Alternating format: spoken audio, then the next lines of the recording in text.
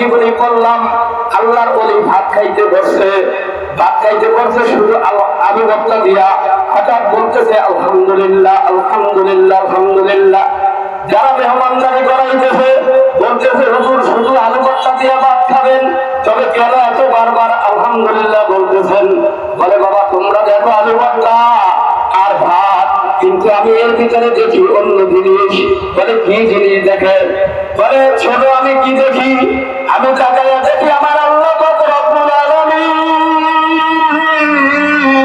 তামাম পৃথিবীর মানুষের জন্য, মাখলুকের জন্য আমার আল্লাহ পাক রব্বুল আলামিন রিজিকের ব্যবস্থা করলেন। আমি অজব, আমি গুনাহগার, আমি নালায়েককে আমার আল্লাহ পাক রব্বুল আলামিন বলে নাই। আমার বাজেটের জন্য আল্লাহ পাক রব্বুল আলামিন আমি রপ্তার ব্যবস্থা করেছি।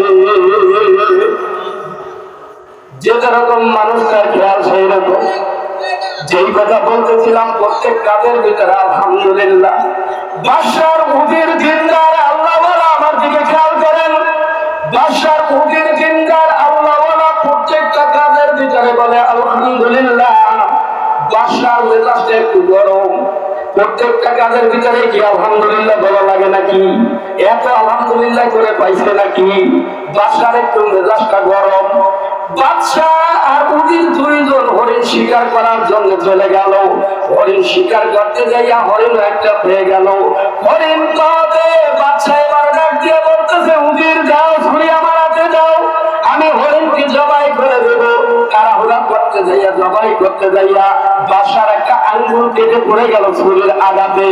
যখন পড়ে গেল উজির বলে আলহামদুলিল্লাহ। এইবার বলে বাদশার আঙ্গুল কেটে পড়ে গেছে, উজির বলে আলহামদুলিল্লাহ। বাদশার মেজাজ খারাপ হয় না?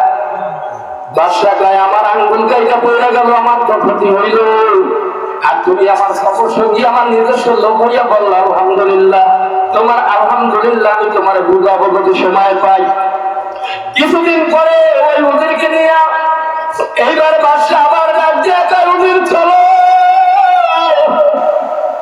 এইবার উজির সফরে চলে গেল। চলে যাওয়ার পরে বাদশার মনের ভিতরে ষড়যন্ত্র, মনের ভিতরে চালাকি। বাদশা একটা গুহার কাছে দাঁড়িয়ে ডাক দিয়া যায় উজির, তাকায় দেখো গর্তের ভিতরে কি দেখা যায়। উজির তো সরল সোজা সাদা সিধা, মনে করছে হয়তো কোনো শিকারী থাকতে পারে। এটা দেখার জন্য বাদশা আমারে বলতেছে। এই কথা বলার পর উজির সাদা সিধা মানুষ, পেট কম কমে না। উজির দাঁড়িয়ে গর্তের ভিতরে দেখাইছে, পিছন দিয়ে বাদশা উজিরে লাঠি মারতেছে। যখন লাঠি মেরে দিছে উজির গর্তের ভিতরে পড়ে গেছে। যখন উজির গর্তের ভিতরে পড়ে তখন উজির বলে আলহামদুলিল্লাহ, কান্না সুবহানাল্লাহ। উজির যখন লাঠি খায় তখন বলে আলহামদুলিল্লাহ। যখন উজির গর্তের ভিতরে পড়ে তখন বলে আলহামদুলিল্লাহ। বাদশার মেজাজটা আরো বেশি খারাপ, তাই তোরা আলহামদুলিল্লাহ দুটা গর্তের ভিতরে। বাদশা এবার সামনের দিকে অগ্রসর হইতেছে, সামনের দিকে যাইতেছে। যাওয়ার পর আল্লাহ পাকের খেলা শুরু হয়ে গেল। দেখে এত সুন্দর একটা হরিণ। এইবার বাদশা আল্লাহু আকবার ওই হরিণের পিছনে ছুটতে লাগলো। হরিণের পিছনে যাইতে যাইতে বাদশা এক পর্যায়ে জঙ্গলের এমন ভিতরে চলে গেল। ওইখানে যাওয়ার পরে ওই জায়গাটা হলো বড় মানুষের এলাকা, বন মানুষের এলাকা। ওরা কোনো বাদশা চেনে না, রাজা চেনে না। যখন ওই এলাকার ভিতরে পড়ছে সাথে সাথে বাদশা অ্যারেস্ট হয়ে গেছে, বন মানুষের হাতে ধরা পড়ে গেছে। ধরা পড়ার সঙ্গে সঙ্গে বাদশাকে হাত পা বান্ধা ওদের আমার বাদশা আছে ওই লিডারের কাছে নিয়ে গেল। লিডার বলে ভালো কাজ করছো, যখন বিন্দেশি বা লোক পাইছো। আমাদের একটা উৎসব আছে, প্রত্যেক বছর উৎসব করি। বিন্দেশি মানুষ জবাই কইলে আমরা পাতা বলে দিয়া তারপরে আমরা উৎসব করি, ভালো হয়েছে। এইবার আনন্দ করতেছে, বাদশার হাত বাঁধা পাও বাঁধা। বাদশা দুই যুগের পানিগুলো চাইরা দিয়ে বলে এইটা আমি কি করলাম? আমার সাথে একজন খবর সঙ্গী ছিল, তারে গর্তের ভিতরে ভাড়ায় দিলাম। আজকে আমি এমন একটা বিপদে, চরম বিপদে পড়ে গেলাম। আমি এখন একা বলে একা কথা বলেন ঠিক কিনা? বলে আমি এখন একা, এখন আমার উপায় কি? এইবার বাদশার সামনে বলতেছে, বাদশাকে এখন সবাই করা হবে, উৎসব পালন করা হবে।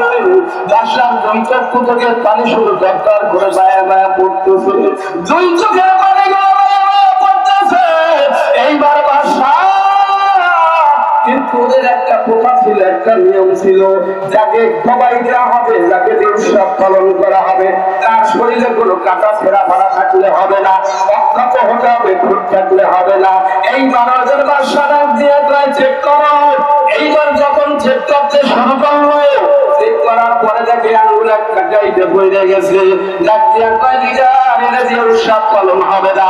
তাই কেন হবে না? বলে এই জন্য হবে না, এর তো শরীরে আঘাত আছে, আঙুল একটা গাঁজা। বাদশা বলে তাহলে তাকে ছেড়ে দাও। কন্যা সুবহানাল্লাহ। তবে এবার তাকে ছেড়ে দাও। এইবার বাদশাকে যখন ছেড়ে দেওয়া হলো, এইবার বাদশা শুরু করতেছে আলহামদুলিল্লাহ, আলহামদুলিল্লাহ বলে আর দৌড়ায়, বলে আলহামদুলিল্লাহ, আলহামদুলিল্লাহ বলে আর দৌড়ায়, বলে আলহামদুলিল্লাহ। দৌড়াইতেছে, যাইয়া আবার উদ্দিনকে উঠাইলো গর্ত থেকে। গর্ত থেকে যখন উদ্দিনকে উঠাইলো, গর্ত থেকে উঠাইয়া বলতেছে আলহামদুলিল্লাহ, বারবার বলতেছে আলহামদুলিল্লাহ। উদির কান দিয়া কয়, বাদশা কারণ কি? আপনি কেন বারবার আলহামদুলিল্লাহ বলতেছেন? আপনি তো আলহামদুলিল্লাহর পক্ষে না বিপক্ষের লোক, আপনি কেন আলহামদুলিল্লাহ বলতেছেন? এইবার বাদশা দিয়া বলে, শোনো কেন আলহামদুলিল্লাহ বলি? আমি এরকম দুনিয়া মানুষের হাতে ধরা পড়ে গেছিলাম। এইবার ধরা পড়ার কারণে আল্লাহ আমার আঙ্গুল কাটার কারণে আমাকে তারা চাইদা দিছে। আর আমাকে যদি আঙ্গুল কাটা না থাকতো তাহলে জবাই হয়ে যাইতাম আমি। এইবার ডাক দিয়া বলে, উজিরকে ডাক দিয়া বলে, বাদশা ডাক দিয়া বলে, উজির তাহলে উজির তুমি কেন লাফি খাইয়া গর্তের ভিতরে পড়িয়া কেন তুমি আলহামদুলিল্লাহ বল?